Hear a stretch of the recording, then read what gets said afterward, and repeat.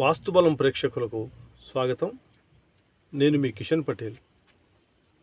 ఈరోజు మనము త్రిశాల అంటే ఏమిటి, దాని ఫలితం ఎలా ఉంటుందనే విషయాన్ని తెలుసుకుందాము.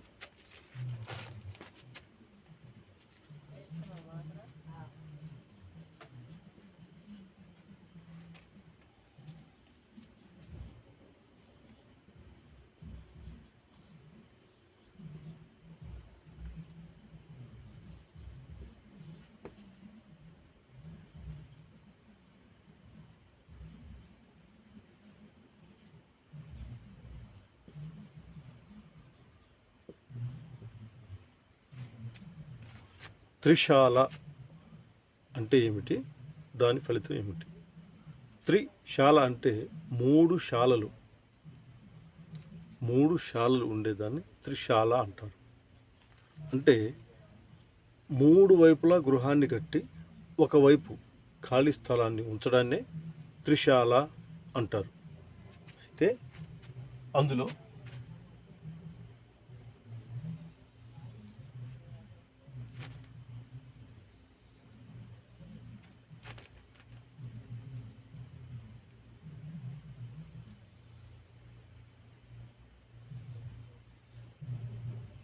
తూర్పు, పడమర, ఉత్తరం, దక్షిణం ఈ విధంగా ఉన్నటువంటి ఆ ఇంటి స్థలంలో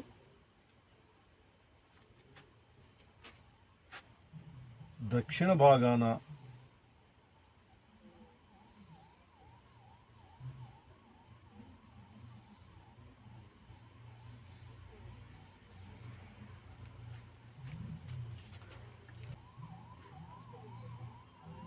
దక్షిణ భాగం, పడమర భాగం, ఉత్తర భాగం ఇలా మూడు భాగాలలోనూ కలిపి ఇల్లు కట్టితే యు ఆకారంలో ఉన్నటువంటి ఇల్లు మూడు భాగాల్లోనూ కట్టారు. తూర్పు భాగం మాత్రం ఖాళీగా వదిలిపెట్టారు. ఇటు వాకిలి ఉంచుకున్నారు.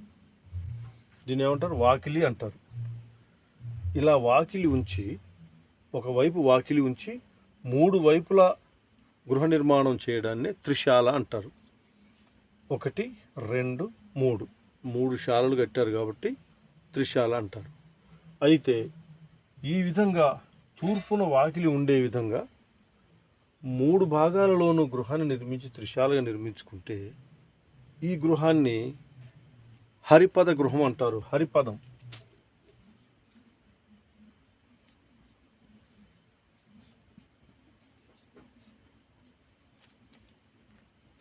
ఈ గృహాన్ని హరిపద గృహం అంటారు.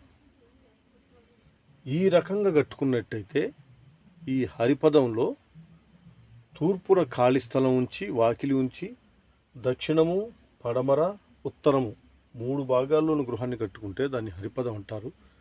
ఇలా కట్టుకుంటే ఇష్టకామ్యార్థ సిద్ధి కలుగుతుంది. అంటే ఇటువంటి గృహంలో కాపురం చేస్తున్నటువంటి వాళ్ళకి వాళ్ళు ఏది కోరుకుంటే అది జరిగిపోతుంది. చాలా మంచిది ఇలా కట్టుకోవడం అనేది. వాస్తుశాస్త్ర ప్రకారం చాలా చాలా చాలా శుభప్రదమైనటువంటి గృహము. అందులో ఉన్న కుటుంబీకులు సుఖ సంతోషాలతో ఉండాలి అనుకుంటే ఈ రకమైనటువంటి త్రిశాలను నిర్మించుకోవడం చాలా మంచిది. ఈ హరిపదం అనేటువంటి త్రిశాలను నిర్మించుకోవాలి. హరిపదం ఎలా కడతారు? తూర్పున ఖాళీ స్థలం ఉంచి దక్షిణము, పడమర, ఉత్తర భాగాల్లో నిర్మాణం చేసుకుంటారు. ఇది హరిపదం యొక్క త్రిశాల. ఇది చాలా మంచిది. కోరుకున్న కోరికలు పట్టిందల్లా బంగారం కావాలంటే ఈ రకంగానే త్రిశాల నిర్మించుకోవాలి. ఇకపోతే రెండవ రకం, అది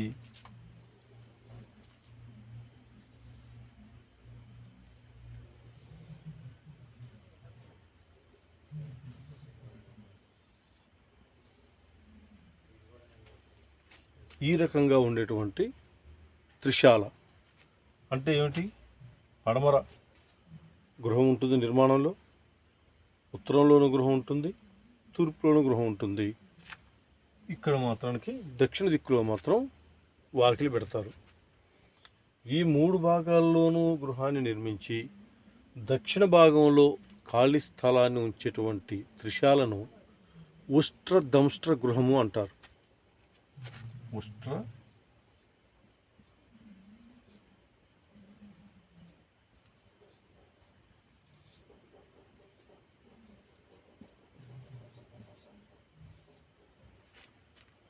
ఉష్ట్రదంష్ట్ర గృహము అంటారు. తూర్పు, ఉత్తరం, పడమర 3 భాగాలలోనూ వచ్చే విధంగా ఈ గృహాన్ని నిర్మించి త్రిశాలను నిర్మించుకుని దక్షిణం వైపు వాకిలి ఉంచినట్లయితే ఈ గృహాన్ని ఉష్ట్రదంష్ట్ర గృహము అంటారు. ఈ ఉష్ట్రదంష్ట్ర గృహం అనేది మంచిది కాదు. ఈ విధంగా గృహాన్ని నిర్మించుకున్నట్లయితే ఉష్ట్రదంష్ట్ర గృహాన్ని నిర్మించుకున్నట్లయితే ఎప్పుడూ కూడా వీరికి శత్రు భయం తప్పదు. ఈ ఉష్ట్రదంష్ట్ర గృహంలో ఉన్న వాళ్ళకి ఎప్పుడు శత్రు భయమే. అంటే ఇలా ఉన్నటువంటి ఇంట్లో కాపురం చేస్తే ఖచ్చితంగా వాళ్ళకు శత్రువులు ఎక్కువగా పెరిగిపోతుంటారు. కాబట్టి ఈ గృహాన్ని మనం నిర్మించుకోమని చెప్పకూడదు. ఈ విధంగా కట్టేటువంటి త్రిశాల మంచిది కాదు, కట్టకూడదు.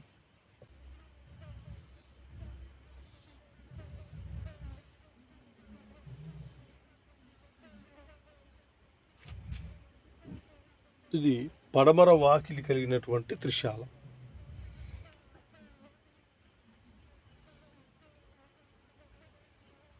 పడమర వాకిలి కలిగినటువంటి త్రిశాల. ఉత్తరంలోనూ గృహం ఉంది, తూర్పులోనూ గృహం ఉంది, దక్షిణంలోనూ గృహం ఉంది.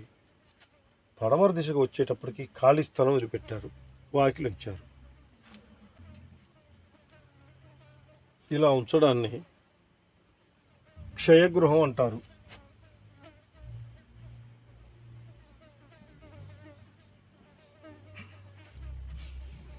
ఇలా ఉండే గృహాన్ని క్షయగృహం అంటారు. ఈ విధంగా గృహం ఉండకూడదు.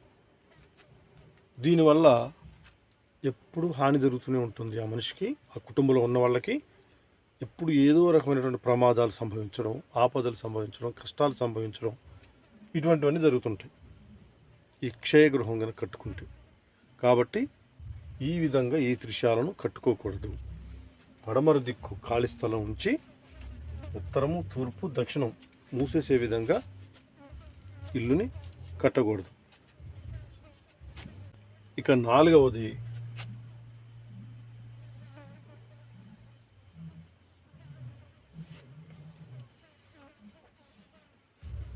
ఈ విధంగా ఉండేటువంటి త్రిశాల. ఇప్పుడు ఇక్కడ ఉంది వాకిలి అంటే ఉత్తర దిక్కులో ఉన్నది. తూర్పు, దక్షిణం, పడమర గృహాన్ని కట్టేసి ఉత్తర దిక్కున ఖాళీ ఉంచారు. ఇలా ఉంచినట్లయితే ఈ గృహాన్ని జయంత గృహము అంటారు.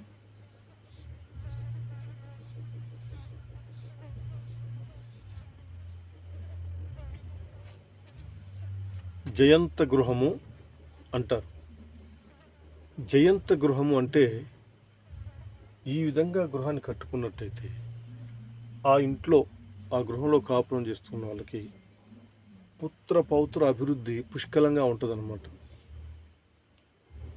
సంతానోత్పత్తి, సంతానము, మంచి మంచి బిడ్డలు పుట్టడము, కొడుకులు, కూతుళ్ళు, మనవళ్ళు, మనవరాళ్ళు, ఈ విధంగా సంతాన వృద్ధి జరగాలంటే ఈ ఉత్తర దిక్కును ఖాళీ స్థలం ఉంచి 3 దిక్కులలోనూ నిర్మాణం చేసినటువంటి జయంతశాల చాలా మంచిది. ఇది కట్టుకోవచ్చు. అయితే దీనితో పాటు ఇలా ఉన్నటువంటి జయంత గృహానికి పడమర, తూర్పు, ఉత్తరం ద్వారాలు పెట్టుకుంటే, 3 వైపులా ద్వారాలు పెట్టుకుంటే ఇంకా మంచిది. ఉత్తరం వైపు ఖాళీ ఉన్నటువంటి త్రిశాలకు ఉత్తరానికి ఉండాలి దారి, ద్వారం, తూర్పుకు ద్వారం ఉండాలి, పడమరకు ద్వారం ఉండాలి. దక్షిణానికి మాత్రం ఉండకూడదు. దక్షిణానికి ద్వారం ఉండకుండా ఈ 3 దిశలకు వచ్చే విధంగా ద్వారాన్ని కనుక ఏర్పాటు చేసుకుంటే ఆ గృహాన్ని కళ్యాణ గృహము అంటారు. కళ్యాణ గృహం.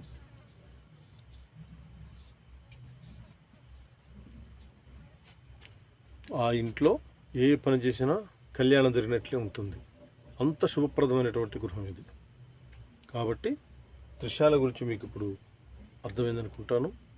త్రిశాలలో తూర్పు వాకిలి ఉండి దక్షిణము, పడమర, ఉత్తరము శాలలు కట్టుకుంటే దాన్ని హరిపద గృహం అంటారు.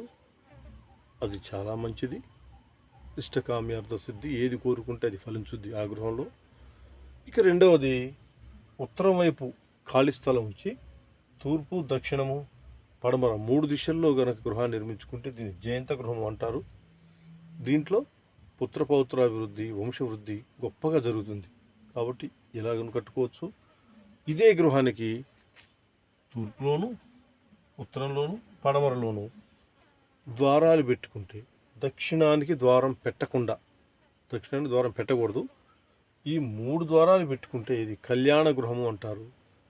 ఈ ఇంట్లో, ఈ గృహంలో ఎప్పుడు కళ్యాణ వార్తలు, కళ్యాణం అటువంటి కళ్యాణ కార్యక్రమాలు, సంబరాలు, సంతోషాలు, సుఖాలు, ఆనందాలు మాత్రమే ఆ గృహంలో వెల్లివిరుస్తాయి. కాబట్టి ఈ విషయం మీ అందరికీ అర్థమైందనుకుంటాను. త్రిశాల యొక్క స్వభావము మీరు తెలుసుకున్నారనుకుంటాను. కాబట్టి ఈ రకమైనటువంటి త్రిశాలలు నిర్మించుకొని మీరందరూ హాయిగా ఉంటారని, సర్వేజన సుఖినో భవంతు. శుభం.